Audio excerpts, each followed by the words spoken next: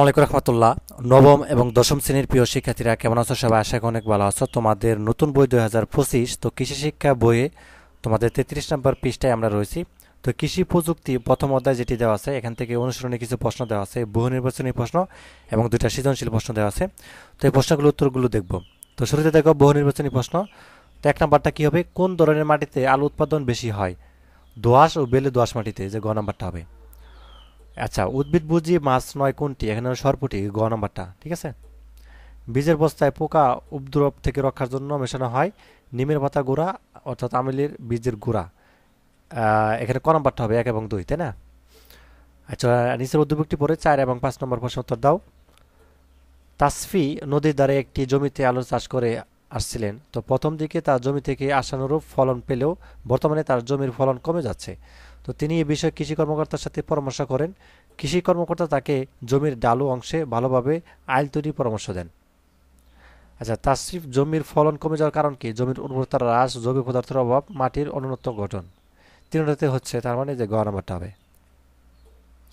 আচ্ছা, কৃষি কর্মকর্তা তাসরিফকে জমিতে আইল তৈরি করার পরামর্শ দেওয়ার কারণ কি? জমির ভূমিক্ষয় রোধ, যে খ নাম্বারটা হবে। আচ্ছা, এখন সৃজনশীল প্রশ্ন দেখো 1 নাম্বারটা। শফিক সাহেব তার বন্ধু রফিকের জমিতে উন্নত জাতের নতুন গম থেকে চাষ করার সিদ্ধান্ত নিলেন। পরবর্তী মৌসুমে চাষের জন্য তিনি তার বন্ধুর নিকট থেকে বীজ সংগ্রহ করলেন।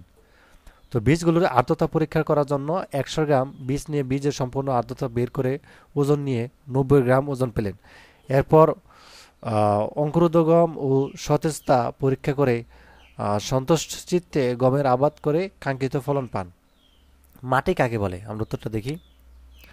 ভূপৃষ্ঠের নরম স্তর যেখানে ফসল জন্মায়, বন সৃষ্টি হয়, গবাদি পশু বিচরণ করে, তাকে মাটি বলে।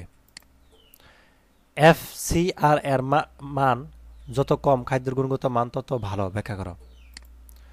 এটা ব্যাখ্যা করে দিবে যেখান থেকে। FCR মানে কি? Food conversion radio. হলো কি? প্রকৃত খাদ্য ও খাদ্য গ্রহণের ফলে জীবের দৈহিক বৃদ্ধি অনুপাত, অর্থাৎ 1 কেজি মাছ পেতে যত কেজি খাবার খাওয়াতে হয় তার FCR। FCR মান কম হওয়ার অর্থাৎ অল্প পরিমাণ খাদ্য প্রয়োগ করে অধিক উৎপাদন, এরকম, ঠিক আছে। গ নাম্বারটা, শফিক সাহেবের পরীক্ষিত বীজের আর্দ্রতার হার নির্ণয় করো। আর এটা নির্ণয় করে দিবে যে এরকম ভাবে, ঠিক আছে। তুমি শফিক সাহেবের সংগৃহীত নমুনা বীজের ওজন হচ্ছে 100 গ্রাম, আর্দ্রতা বের করার পর ওজন হচ্ছে 90 গ্রাম। তো সুতরাং শফিক সাহেবের বীজের আর্দ্রতার হার হচ্ছে কি? উপরে লিখবা নমুনা বীজের ওজন মাইনাস হচ্ছে কি নমুনা বীজের শুকানোর পর ওজন, আর নিচে লিখবা নমুনা বীজের ওজন গুণ 100। তাহলে 100 থেকে 90, তাহলে 100, তাহলে তার মানে এখানে যদি আমরা 0 0 কাট দিই তাহলে থাকে আমাদের 10%। শফিক সাহেবের বীজ পরীক্ষার কার্যক্রমটি মূল্যায়ন করো। শফিক সাহেব গমের আবাদ করার জন্য বীজের আর্দ্রতা, অঙ্কুরোদ্গম ও সতেজতা পরীক্ষা করেন। তো শফিক সাহেবের বীজ পরীক্ষার কার্যক্রমটি তার সচেতনতার পরিচয় বহন করে। এই সচেতনতার কারণেই তিনি ভালো মানের বীজ বপন করে কাঙ্ক্ষিত ফলন পান। তো মূল জমিতে বপনের পূর্বে তিনি বীজের আর্দ্রতা পরীক্ষা করে নেন। তা গমের ক্ষেত্রে বীজের আর্দ্রতা 12 থেকে 13% রাখা ভালো। আর বীজের আর্দ্রতার হার যত বেশি, বীজের গজানোর ক্ষমতা তেজ ততই হ্রাস পায়। তাই বীজের অঙ্কুরোদ্গম ক্ষমতা ও জীবনী শক্তি বাড়াতে উপযুক্ত আর্দ্রতার ঝুঁকি নিতে হবে। এরপর তিনি বীজের অঙ্কুরোদ্গম ও সতেজতা পরীক্ষা করেন।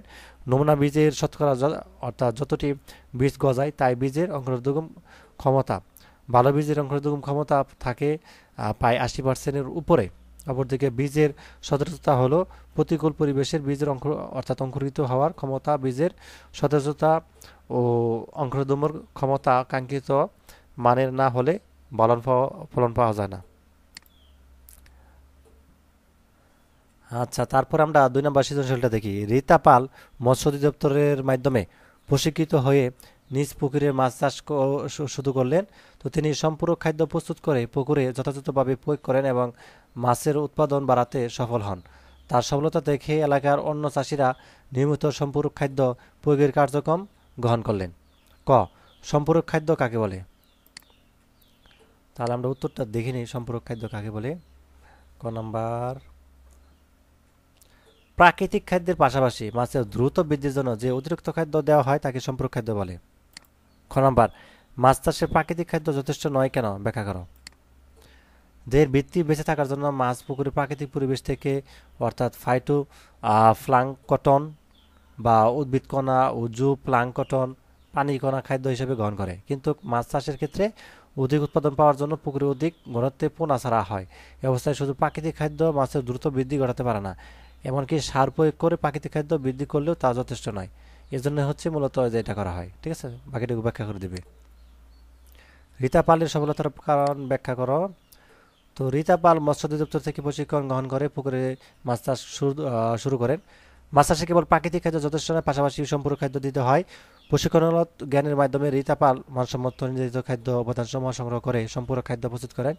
মাছ সাধারণত দিনের বেলায় খাবার গ্রহণ করে, এজন্য তিনি পুকুর মাছের একদিনের প্রয়োজনীয় খাবারকে সমান দুভাগে ভাগ করে এক ভাগ সকালে এবং অন্য ভাগ বিকেলে দেন। তো প্রতিদিন নির্দিষ্ট সময়ে পুকুরের চারপাশে ৩ বা ৪টি স্থানে তিনি খাবার দেন, ফলে খাদ্যের সর্বোত্তম ব্যবহার নিশ্চিত হয়। নিয়মিত সম্পূরক খাদ্য প্রয়োগ করে তিনি অধিক ঘনত্বে পোনা ও বড় মাছ চাষ করতে অল্প সময়ে সুস্থ সবল পোনা উৎপাদন সক্ষম হন।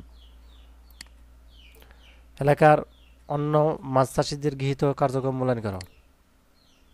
রিতা পালের সফলতা দেখে এলাকার অন্য চাষিরা মাছ উৎপাদন বাড়াতে নিয়মিত সম্পূরক খাদ্য প্রয়োগের কার্যক্রম গ্রহণ করেন।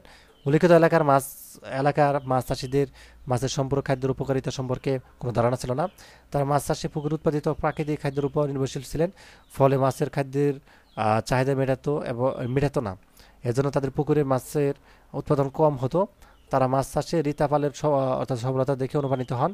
তো মাছকে নিয়মিত সম্পূরক খাদ্য সরবরাহ করলে অধিক ঘনত্বে পোনা ও বড় মাছ চাষ করা যায়। অল্প সময়ে বড় আকারে সুস্থ সবল পোনা উৎপাদন করা যায় এবং মাছের রোগ প্রতিরোধ ক্ষমতা বৃদ্ধি করা যায়। এটুকু লিখে দিবে শেষ। তো পরবর্তী পর্বে হচ্ছে আমরা দ্বিতীয় অধ্যায় দেখবো। ঠিক আছে, ধন্যবাদ সবাইকে, আল্লাহ হাফেজ।